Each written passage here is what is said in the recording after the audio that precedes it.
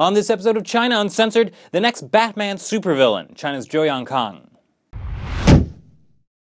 Hi, welcome to China Uncensored. I'm your game master, Chris Chappell. Well, I told you it would happen, and it did. The trial of Bo Xilai is becoming just a segue into taking down the big fish, Zhou Yongkang.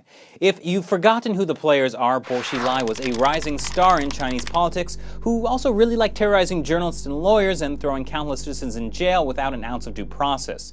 He also very possibly oversaw the forced organ harvesting of still living prisoners of conscience and may have plotted a coup against then-leader-to-be Xi Jinping. Of course, he hasn't been put on trial for any of that, because that would make the party look bad. No, he's only being tried for corruption, bribery, and abuse of power. Individual crimes that can't possibly reflect on the party. In fact, what a good thing it is the party is bringing him down. But then there's also this guy, Zhou Yongkang. Under Hu Jintao's tenure as leader of the Chinese Communist Party, Zhou was one of the 9 members of the Politburo Standing Committee, basically the old Chinese dudes who have total power. And he had been a big backer of Bo because the two of them and several other former Chinese officials were knee-deep in some pretty horrid crimes against the Chinese people. Now suddenly, Zhou's been put under investigation, according to South China Morning Post. Zhou Yongkang has long been what's known in Chinese politics as a people's person. That is, he's a person who spends lots of his time torturing people. Until last November, Zhou was the official head of the Chinese Communist Party enormously powerful Political and Legislative Affairs Committee. Don't let the name fool you, though. The politics part is mainly about suppressing any group that opposes the party, and the law part is more or less about intimidating lawyers and judges to stop them from doing anything crazy like defending dissidents in court. As the head of the PLAC, Zhou was in charge of China's Ministry of Public Security, the vast network of police, paramilitary police, secret police, dream police, and these girls. He was also able to consistently get a bigger budget than the army. In 2012, the Ministry of Public Security had a budget of $124 billion, about $10 billion more than the army. Clearly, the Chinese government is fighting a domestic war. The party also has some infighting going on. You see, basically there are 2 major political factions in the Chinese Communist Party right now, one with ties to Hu Jintao and Wen Jiabao, and the other headed by former Chinese leader Jiang Zemin, with, you guessed it, Zhou Yongkang and Bo Xilai as allies. Where current Chinese leader Xi Jinping fits in is a little unclear at the moment. So as security czar, Zhou had a lot of muscle behind him and few could challenge him. But so if you're Hu and Wen, how do you take down a guy like that? Besides controlling a vast network of secret police and spies, there's basically been a de facto agreement between China's top leaders that they wouldn't investigate each other. They used to, back in the Cultural Revolution, but that basically meant they spent so much time killing each other and stepping on the next jerk to climb up the ranks that things became a little too unstable. So after the execution of the Gang of Four that marked the end of the Cultural Revolution, top leaders were off limits. At least officially. But you gotta figure, Zhou must really like power. He also needs to hold on to power just in case anyone would like to take him and his buddies down by using their crimes against humanity against them, so he needs to have enough clout to prevent that. But here he was, forced to retire at the end of last year because of his age.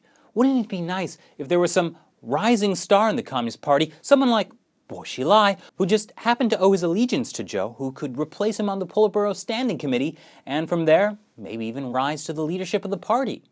Well, a lot of people thought Bo was a shoo-in to get that position during a once-in-a-decade transition of power last November at the 18th National Congress of the Communist Party. Except since February of 2012, the dominoes already started tumbling down. That's when Wang Lijun, Bo Xilai's chief of police in Chongqing, fled to a U.S. consulate and divulged, well, it's still classified by the U.S. State Department. But whatever it was, Wang was trying to use it to get asylum. But police promptly surrounded the consulate, and the U.S. handed him over. At the time, there were rumors that Bo Xilai and Zhou Yongkang staged a failed coup. Gunshots were heard near the Central Party compound in Zhongnanhai, and mysterious troop movements in Beijing were spotted. Bo Xilai was then expelled from the party and removed from the public eye.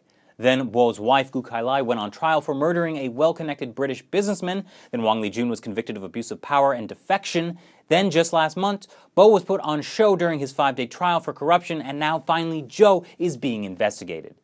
If I were him, I'd be worried. But they aren't just going after him through Bo. For decades, Zhou was also a big shot in China's oil industry, and all of a sudden, some top officials from the China National Petroleum Corporation are being taken out, like former head Jiang Zemin. not to be confused with Jiang Zemin. He and Zhou were pretty buddy-buddy. Then on Tuesday, Jiang was sacked as head of the state asset watchdog just 2 days after state media reported he was being probed for corruption. This was after authorities said 4 other senior oil execs had been put under investigation. Looks like a net is being drawn pretty closely around Zhou. So what is the ultimate end game of this? Well, if there's any credence to the rumors that Bo and Zhou wanted to overthrow Xi Jinping, that's already plenty of motivation for Xi. But here's what I think. Xi has been given a golden opportunity. The Communist Party is breaking down. The economy is slowing down, there's a housing bubble that's about to burst, and corruption is just so systemic it can't be fixed. So what I would do is go after Jiang Zemin next. He was the ringleader of all of them.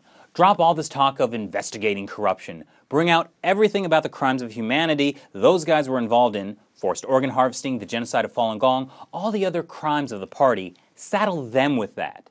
Xi can then paint himself as the great reformer people have looked to him to be, who tried to fix a system but it was just too broken to fix. Everyone would flip out and that would be the end of one-party rule. So who's going to run things next? Well, how about the guy who already has the military and police on his side and just help the country get free of the Communist Party? I mean, who wants to be the captain of a sinking ship? Of course, whether Xi has what it takes to start things anew is questionable. If anything, since he came to power, he's just taken steps to further reinforce the party's control, like start an anti-corruption campaign to make the CCP look good, but also crack down on lawyers and dissidents who criticize the party. In either case, I expect we'll soon be seeing the trial of Zhou Yongkang. What happens after that? Well, you've heard what I have to think. What do you think? Leave your comments below or check out the Facebook page and follow me on Twitter for more. Check back again for daily new episodes of China Uncensored. Once again, I'm Chris Chappell. See you next time.